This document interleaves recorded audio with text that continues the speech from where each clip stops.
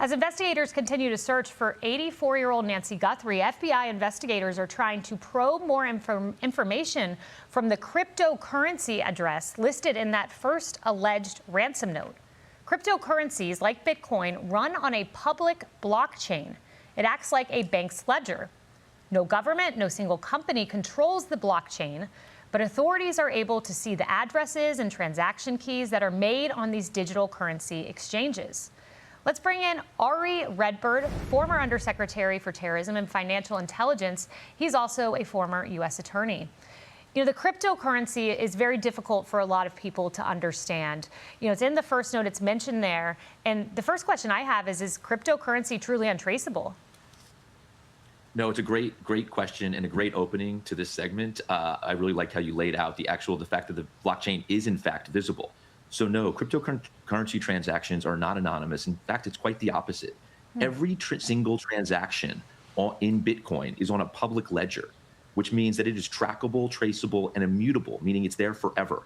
And that allows us to use tools like TRM, investigators and law enforcement and compliance teams, to track and trace the flow of funds in real time to build investigations that we never could in the traditional world. You mentioned I was a prosecutor for many years.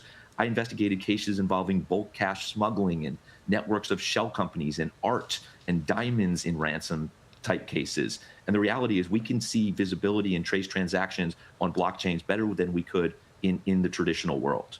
So that's interesting, Ari. You know, as you think about this then and the way that this would work, if the family was to pay this alleged ransom, how difficult would it be to then track it back to an identity that you could then potentially obtain and have someone to prosecute?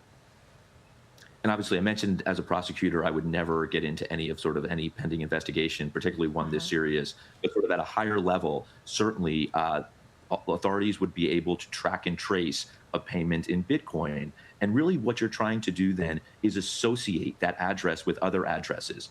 Are there any known criminal networks associated with this? Has this address been used in this way in the past? And you track and trace the flow of funds, and really you're hoping that those funds eventually go to a cryptocurrency exchange. And why that's so important is because that exchange likely has the underlying user information, right? We see an alphanumeric address on the blockchain, but cryptocurrency exchanges have that know your customer information. So then law enforcement follows the flow of funds using TRM ultimately to an exchange where they send a subpoena or other legal process to actually understand potentially who's behind that address. And then you do all those things that great police work entails. You find out what is their email address and maybe send an email to their subpoena provider, a subpoena to their email provider, or a subpoena to their phone provider. You start to look at cell tower records and cell tower data and try to triangulate. You do surveillance. So it's really the blockchain allows you to track and trace the flow of funds to build an investigation, but it's really just one tool in a toolbox that investigators have in a case like this. So stepping away from the cryptocurrency and moving to this alleged ransom letter that was transmitted, let's say transmitted via email. So if something was to be transmitted via an email, some viewers may say, you know, why can't you track the email? Why can't you get the identity of the email? But you know this as an attorney. There are subpoenas involved. These can take time. And is there any way to expedite a process like this when you have someone's life potentially on the line and you're dealing with subpoenas, trying to get behind maybe an email address and find an identity? It's such a great question, and the answer is absolutely. This is what I would describe as exigent circumstances, and I promise you that law enforcement is moving as quickly as possible. And these platforms, right, email platforms, you know, and even end-to-end encrypted messaging app platforms are used to law enforcement moving quickly and maybe even providing legal process, you know, after the ask is made, right? You are trying to move, someone's life is in danger here, and we're trying to move as quickly as possible. Obviously, you need to do all the things the Constitution requires, and those are being done too. But I'll tell you that in a case like this, I know that law enforcement is moving as quickly as possible and not really derailed by sort of long, you know, legal processes for sure. No doubt. Have to abide by the Fourth Amendment and all the protections there, but the exigency would certainly speed this up. Ari, thank you so much for your time. Thank you so much for having me. Appreciate it. Well, as we look at this, there's a guest that I've been very interested in speaking with as we look at the search into Nancy's home. It's day 7. You know, we are once again about 2 days. It's Monday, that second deadline in that note. And with that, let's bring in retired FBI agent Richard Kolko. Richard, I saw you earlier in the week, and I thought this was fascinating and just very good advice for anyone out here watching. And it was the first I had heard about it. The importance of, when you are a family, having a word that, God forbid, this ever happened to you and there was a kidnapping and you're trying to get proof of life.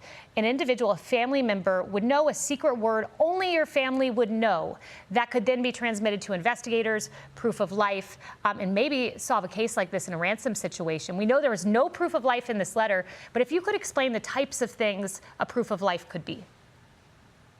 Well, proof of life, you need proof of life and proof of possession, two different things. You have to make sure they actually have her in contact. That proof of life, that secret word, very important. But things have changed over time because people typically would use the name of a pet or the street they first lived on. They went for kind of the easy answer. But now with social media, people might have a picture of their dog from 7 years ago, and the bad guys might be able to guess that. Anybody who's traveled overseas, I got to travel to some war zones, you do what's called isolated persons paperwork, so that if you are kidnapped, you've got that word, and it's documented. We had it documented at the FBI. Military does a similar thing, and having that word for your family is important. But I say make it a little bit more complex than just picking the name of your dog, because if you find yourself in that unfortunate circumstance of being kidnapped, the kidnappers might be able to get something as simple as that out of you. But it's very important. Very good practical advice. We're looking now, this is earlier footage. These are the investigators, the third search of the home, on the roof. They also looked at the garage. I believe we have a picture, and we can pull it up, of the blue Subaru that they took away. What do you make of this focus on the roof, this wired device outside the home, the removal of the car on third search? What does this all say to you?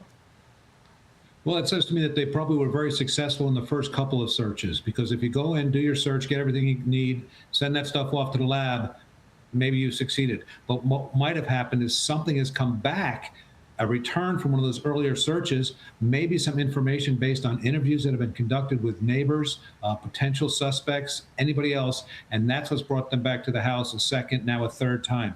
Not a big concern, and super easy this time, because you know the family is going to cooperate. If it's a different kind of building, a facility that they've searched in a criminal matter, then you might need a warrant. Actually has a time period on it. Once you've executed the warrant, you'd have to actually get another warrant. But you know that the family here is obviously consenting to everything that law enforcement needs.